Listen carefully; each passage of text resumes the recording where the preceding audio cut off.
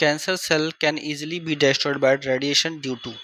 अब cancer cell जो है उसको आसानी से ख़त्म कर सकते हैं रेडिएशन से।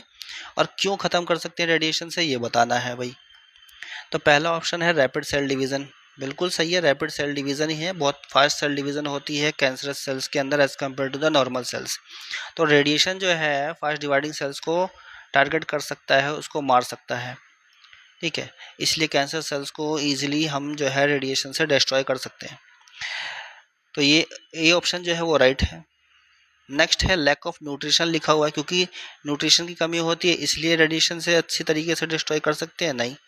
क्योंकि कैंसर से सेल्स होती हैं वो न्यूट्रिशन चुराने का काम करती है। नॉर्मल सेल्स के बाद जो न्यूट्रिशन होता है वो भी चुरा लेती हैं। ठीक है, बहुत तेज़ी से बढ़ना है तो बहुत सारा न्यूट्रिशन चाहिए होगा, तो लैक ऑफ न्यूट्रिशन कभी होता नहीं है। तो लैक ऑफ न्यूट्रिशन की वजह से रेडिएशन आसान हो नहीं सकती है। ठीक है, यही गलत है, तो फिर वो भी गलत होगा।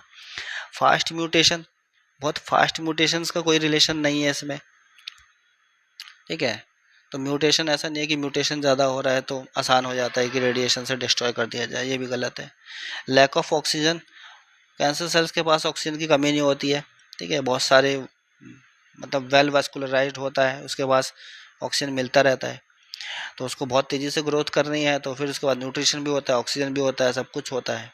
ठीक है, तो ये कहना कि ऑक्सीजन की कमी होती है इस वजह से रेडिएशन द्वारा अच्छी तरीके से पहचान करके कैंसर सेल को अच्छी तरीके से मारा जा सकता है, ये गलत है। ठीक है, राइट क्या है, रैपिड सेल डिवीज़न होता है। और ये जो है एक चीज़ है जिसकी वजह से जो आसान होता है कि रेडिएशन के थ्रू मारा जा सके कैंसर सेल को।